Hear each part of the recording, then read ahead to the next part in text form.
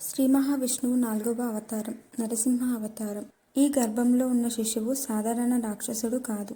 అతడు మహాభక్తుడవుతాడు. అతని ద్వారా విష్ణుభక్తి లోకమంతా వ్యాపిస్తుంది. అలా చెప్పి నారదుడు కయాదును తన ఆశ్రమానికి తీసుకువెళ్ళి ఆమెకి విష్ణు మహిమలు, భక్తి, ధర్మం గురించి ఉపదేశాలు చెప్పాడు.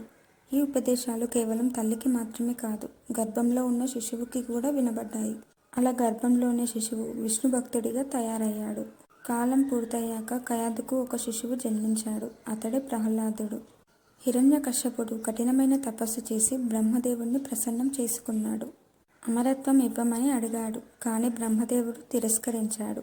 అప్పుడు అతడు చాలా తెలివిగా వరం కోరుకున్నాడు. మానవుడు గాని, మృగం గాని, దేవుడు గాని, రాక్షసుడు గాని నన్ను చంపకూడదు. ఇంటిలో గాని బయట గాని నన్ను చంపకూడదు. పగలు గాని రాత్రి గాని చావకూడదు. భూమి మీద గాని ఆకాశంలో గాని నన్ను చంపకూడదు. ఆయుధంతో చావకూడదు. బ్రహ్మదేవుడు తాను కోరిన వరాన్ని అనుగ్రహించాడు.